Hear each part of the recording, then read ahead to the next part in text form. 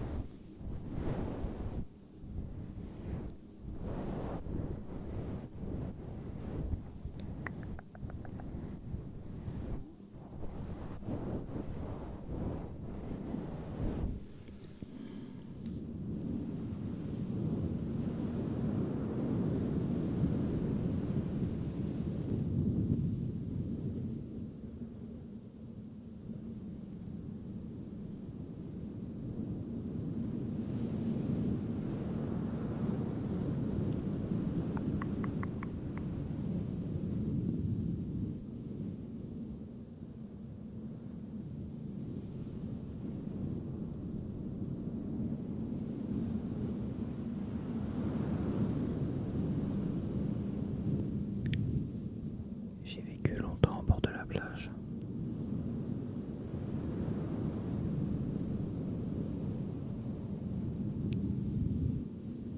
Dans une maison à 250 mètres.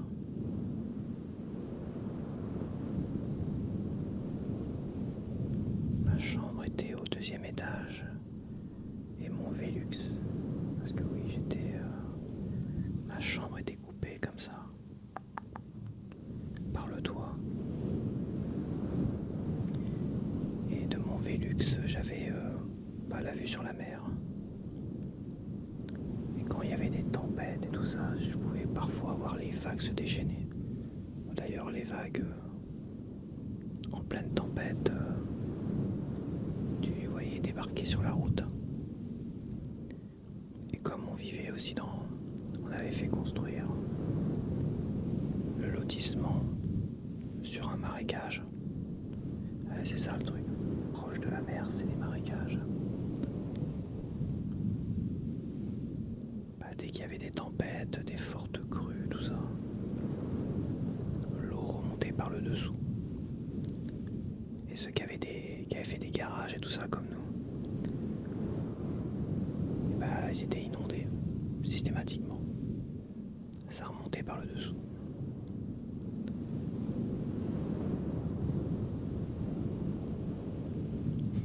La première fois qu'ils s'en sont rendus compte, ça c'est pas de bol. C'est quand une de mes tantes était en train de déménager et elle avait mis toutes ses affaires dans notre garage. Et pas de bol, il y a eu des fortes pluies, tout ça. Et première grosse inondation dans le garage. Ça a flingué toutes les affaires de ma tante.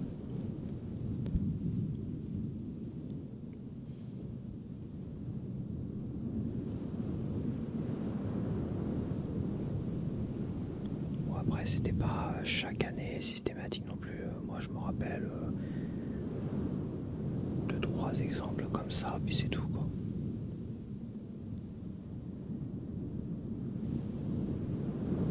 Mon père qui avait acheté une pompe.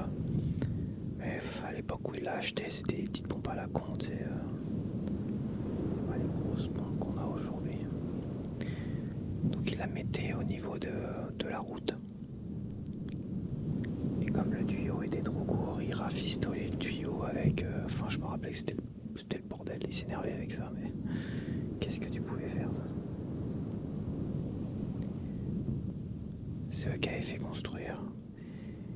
Et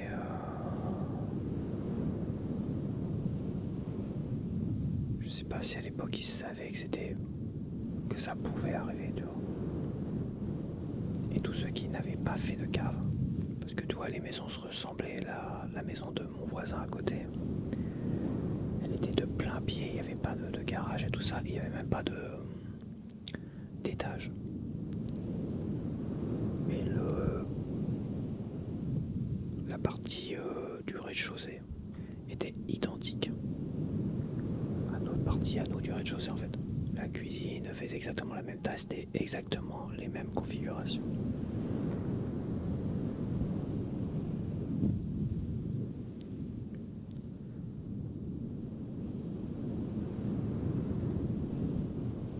Est-ce que la cave c'était judicieux? Je ne pense pas. À part finalement avoir cumulé plein de bordel dans les caves. Parce qu'on avait une route devant, on n'avait même pas de maison en face. On avait un champ et un terrain vague. Et après, plus loin, on avait la mer. Donc on pouvait garer je sais pas combien de bagnoles devant. D'ailleurs, quand j'y suis retourné il n'y a pas si longtemps que ça, peut-être un ou 2 ans, ça a l'air d'être des pêcheurs qui ont dû racheter cette baraque aujourd'hui. Devant, t'as un bateau de pêche, un petit bateau de pêche.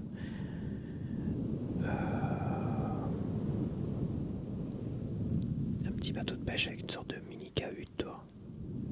Et petit, évidemment. Il doit faire 2 mètres de long, quoi, tout au plus. Puis t'as plein de bagnoles devant, quoi. Parce que bon, garer une bagnole, ça a été compliqué. Hein. Quand il fallait ramener une bagnole dans le garage, c'était... qu'est-ce que c'était raide. Parce que t'avais une pente comme ça, déjà. Une pente comme ça. Sans exagérer, on va dire comme ça. J'essaie de me mettre bien face à la caméra. Comme ça, et après ça tournait comme ça, assez raide, dans le garage. Je peux te dire qu'en marche arrière, parce qu'il fallait mieux rentrer en marche arrière, parce que ressortir en marche arrière, c'était impossible. Ressortir en marche arrière, c'est pas la peine. Surtout avec les bagnoles de l'époque, les vieilles bagnoles. S'il fallait que tu fasses une marche arrière dans une pente ou une montée, enfin dans une montée, une marche arrière dans une montée, ça hurlait à la mort, c'était infernal, quoi. Les marches arrière n'étaient pas assez costauds, en fait. Donc il fallait descendre en marche arrière. Donc quand il y avait ces gamins qui étaient là, mon père par exemple, on l'aidait, hein, on le dirigeait. Et t'avais intérêt à bien le diriger, sinon il gueulait comme un âne. C'était un gueulard, mon père. Comme un de mes frangins, en fait. Je pense que pas l'aîné, pas moi, pas le cadet, à dire celui-là du milieu. Je sais pas comment on appelle celui-là du milieu. Et bah c'est pareil, même gueulard, ils font de la mécanique, ils peuvent pas s'empêcher de gueuler, de râler quand ils font de la mécanique. Mon frère fait de la mécanique sur des Harley Davidson, il arrête pas de râler, de gueuler, machin, tout ça. Il rafistolait de vieilles Harley à un moment donné. Mon père, il bricolait des bagnoles, des machins, il réparait tout ce qu'il pouvait réparer, mais bon, on peut pas dire que c'était des personnes ultra qualifiées pour réparer les choses. Ils auraient jamais pu travailler dans un garage, parce que si tu commences à t'énerver, à gueuler comme un âne sur les bagnoles, ça c'est arrivé, parce que moi j'ai travaillé dans un garage. C'est arrivé d'entendre gueuler côté mécanique. Parce que moi j'ai fait de la carrosserie mécanique, mais j'ai fait surtout, oui, un peu de carrosserie. Et j'étais très très jeune. J'avais 17 ans, j'étais adolescent. On m'a pas vraiment laissé le choix. Bon. Je me rappelle, c'est qu'à un moment donné, j'avais travaillé à BMW. On est arrivé là-bas, au niveau du garage et tout ça, et ils voulaient un apprenti. À un moment donné, ils voulaient un apprenti. Moi, j'avais arrêté le lycée, tout ça, parce que ça me faisait chier, j'avais plus envie. J'avais plus envie, ça me saoulait. Il y avait une prof qui me harcelait, vraiment, qui me harcelait de fou. La prof, une des profs principales, donc j'ai dit stop, ça suffit. Et mon père m'a dit tu vas pas rester sans rien faire, donc en attendant que tu fasses l'armée et tout ça, parce que l'armée c'était encore obligatoire. Et de toute façon, moi j'ai fait partie des dernières années. Alors quand je dis des dernières années à faire l'armée, des dernières années de naissance. Et oui, dernières années de naissance à faire l'armée. En fait, tous ceux qui étaient nés en 78 ou avant 78 devaient faire l'armée obligatoirement. Ceux qui étaient nés en 79, comme un de mes potes, il n'était pas obligé de faire le service militaire. Et il y en a un qui était né à quelques jours, qui est né en décembre à quelques jours, tout ça, mais il s'est fait... je sais qu'ils ont repoussé les derniers. J'en connais certains, ils ont repoussé. Ils ont commencé à travailler tout ça. Et sur la fin, quand il n'y avait plus grand monde, ils ont réussi à se faire... ils ont réussi à éviter le service militaire. Mais sinon là-bas, t'avais des gars qui avaient bac plus 5. Il y en a un qui avait bac plus 5 littérature, je sais plus quoi. Enfin, il était prof. Hein. Il était pas encore prof. Oh, je sais plus. Si, je crois qu'il était prof. Il y en a un, il était prof. Bac plus 5. Il était prof et tout de suite ils l'ont mis gradé quoi. Enfin, gradé. Ils avaient des gros diplômes et tout. Donc tous ceux qui avaient des gros diplômes, hop, ils passaient une semaine à faire pas grand chose, on va dire. Et ils revenaient lieutenant. Ah, il y en a un qui s'est écroulé dans les couloirs. Avec quelque chose de lourd.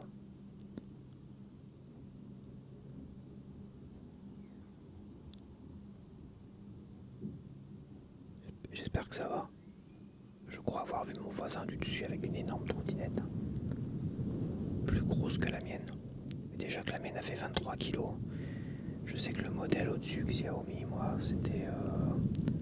ça devait être 27-28 kilos, tu vois. Déjà 23 kilos, ça va. Descendre 2 étages à une main à 23 kilos, ça va. Je le fais. Quand il s'agit d'aller récupérer des trucs dans les magasins et que je dois l'avoir sous le bras, 23 kilos, ça le fait. Moi, je le pose, évidemment. Je me rappelle la première fois que mon frère m'a fait tester la trottinette de son fils. Je suis tombé en adoration quand j'ai testé le truc. Je dis, c'est génialissime en fait. Ça, c'est l'éclate. Franchement, je me suis dit, tiens, une trottinette comme ça peut être pas mal. Ça m'évite de transpirer, aller dans les repas de famille, repas de Noël, et c'est ce que je fais aujourd'hui. Hein. Dès que je vais à des repas, machin, tout ça, hop. Je prends ma trottinette, je me salis pas, ça me protège de la boue, de la pluie, du sol et tout ça. Enfin, ça fait vraiment garde-boue. Et c'est super, super marrant, quoi. Et à un moment donné, il me dit, par contre, ça pèse lourd une trottinette. Et la trottinette de mon neveu, elle pèse une dizaine de kilos. Et c'est vrai que quand tu le prends comme ça, tu dis, putain, mais t'attendais que ça pèse le poids d'un skateboard, un truc comme ça. Surtout la petite trottinette à mon neveu, quoi. Je veux dire, une trottinette comme ça, c'est un jouet, tu vois. Mais elle pesait déjà 10 kilos. Alors moi, qui ai pris un modèle de luxe pro, je sais plus quoi, Pro Max, avec des clignotants, des machins, je peux faire en théorie 60 km, mais on est plus aux alentours des 40. Et l'hiver, vu que l'hiver la batterie est moins performante, on est plus aux alentours des 34-35 km de distance. Et l'été, plus dans les 40-42, et encore. La fin, t'as plus de puissance sur les montées, quoi. T'as l'impression qu'à un moment donné, la puissance, elle est limitée quand t'as plus trop de batterie. Ce qui fait que dans certaines montées...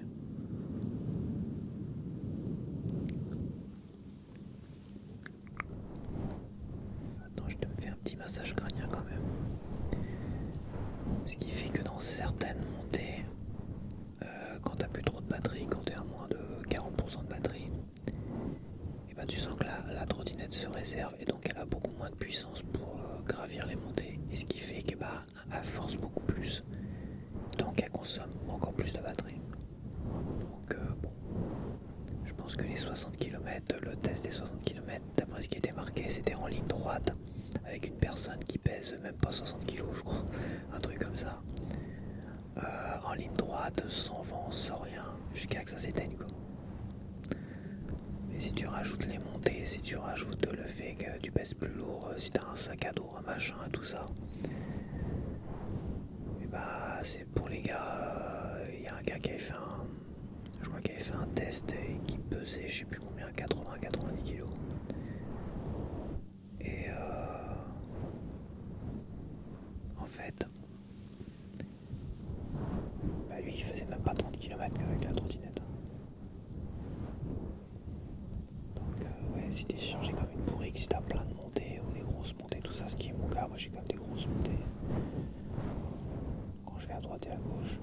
Donc en comptant de grosses montées et tout ça, je dis entre 34 km l'hiver et 42 km, mais jusqu'à le rouge, quoi, jusqu'à que tu sois obligé de pousser, tu vois. Et c'est pas conseillé, il est conseillé de la recharger systématiquement après. C'est ce que je fais aujourd'hui. Et je comprends le conseil de la notice parce que, en fait, quand tu tentes d'utiliser ta batterie pleinement, tu te rends compte qu'en dessous de 40%, bah, elle a plus de jus en fait. Elle a pas assez de jus pour les monter. En ligne droite, ça va. Et à un moment donné, évidemment, ralenti parce que à moins de 10%, elle fait pas les montées, quoi. À moins de 10%, bah, tu dois l'aider dans les montées. C'est ça, à moins de 10%, tu dois l'aider. Et puis voilà. Et de toute façon, moins de 40% quand tu vois comment elle force dans les montées.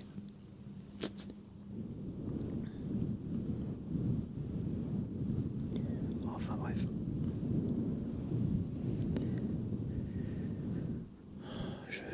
Je commençais à parler de ma baraque, je voulais parler des vagues. Et je suis parti sur la trottinette. C'est un truc de fou, je sais pas comment j'ai fait pour dévier à ce point-là.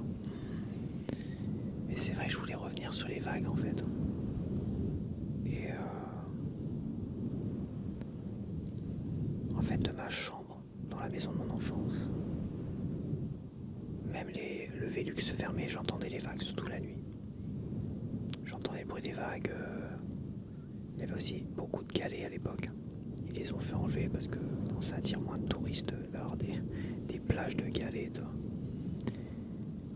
Et les galets, bah, ça fait ronronner un peu plus. T'as le bruit des galets qui roulent en fait. J'exagère un peu, mais c'est un peu ça. Quand elle était à marée haute, parce que les galets étaient vraiment à marée haute, vraiment sur la première partie de la plage. Et après, t'avais du sable, donc à marée haute, aller essayer de bronzer là-dedans, bah tu te mettais dans les dunes, quoi, parce que les galets, ça te flinguait le dos, quoi. Mais le soir, quand tu dormais, bah t'étais bercé par le bruit des vagues, mais surtout des galets qui roulaient.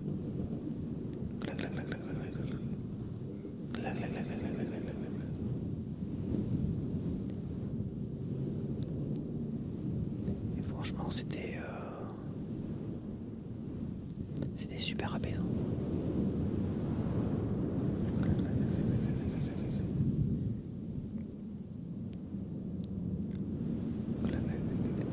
Je ne saurais pas le faire. Par contre, c'était très bruyant quand tu étais à l'extérieur. Je me rappelle qu'on flânait à l'extérieur, adolescent, tu vois. Passer une certaine heure, la nuit, et où la mer était à marée haute. Et donc, lécher les galets, les faisait rouler, redescendait, revenait, refaisait rouler les galets, car les galets sont emportés par la vague qui se retire et clac, clac, clac, clac, ça roule, donc ça fait tout un bruit incroyable. Mais c'était, putain, qu'est-ce que c'est bruyant. Là, par contre, c'est vrai qu'à l'extérieur, tard le soir, ça faisait un bruit incroyable. Et à 250 mètres, ouais, c'est ça, 250 mètres de la plage. Waouh, ça résonnait là-dedans. C'est un truc de fou. Il n'y avait jamais de silence la nuit en fait. Car même à marée basse, t'entendais la mer au loin. Enfin, t'entendais moins les vagues, c'est vrai. T'entendais quelque chose d'un peu plus. T'entendais une sorte de bruit de fond parce que les vagues elles faisaient moins d'aller-retour, quoi. Quand elles sont à marée basse, t'entends un bruit de fond. Mais en fait, tu t'habitues, quoi. Quand t'as fait. Enfin, on a quasiment fait 20 ans là-bas. Et c'est vrai que bah, tu t'habitues. à ce bruit de fond qui change selon la marée haute, la marée basse, selon qu'il y ait des galets et tout ça. Bon, maintenant il n'y a plus de galets, donc je pense que les gens n'entendront plus.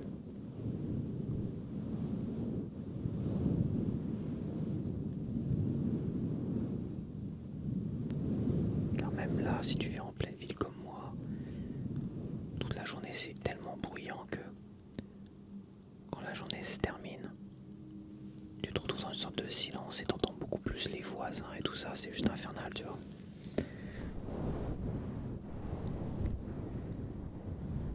Mais généralement, quand les voisins font pas de bruit, bah t'as un silence un peu inquiétant. Des fois, t'as les oiseaux qui continuent à chanter parce que ces cons-là, ils laissent des lumières allumées.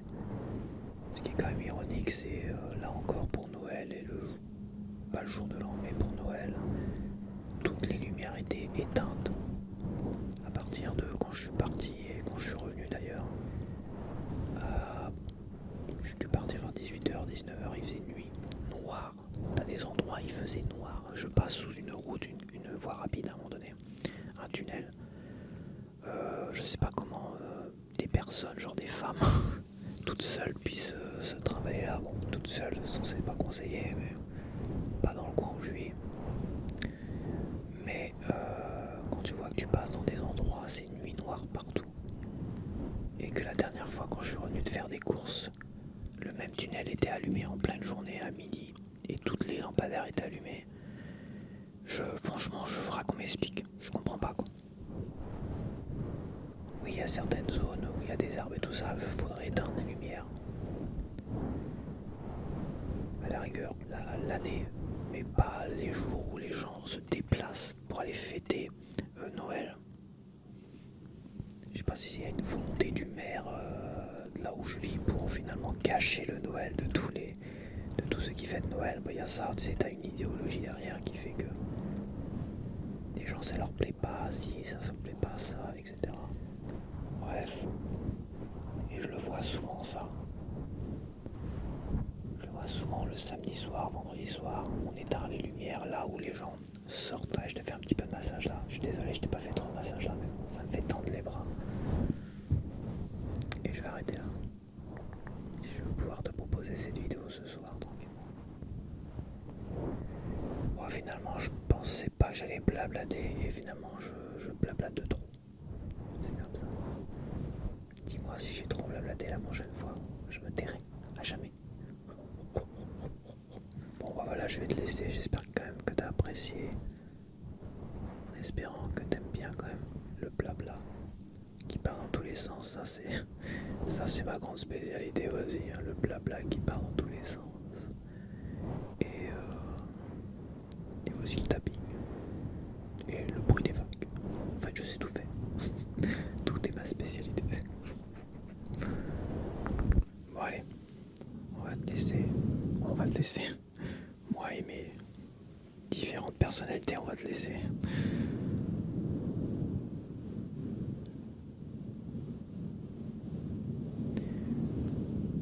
Voilà, je vais te laisser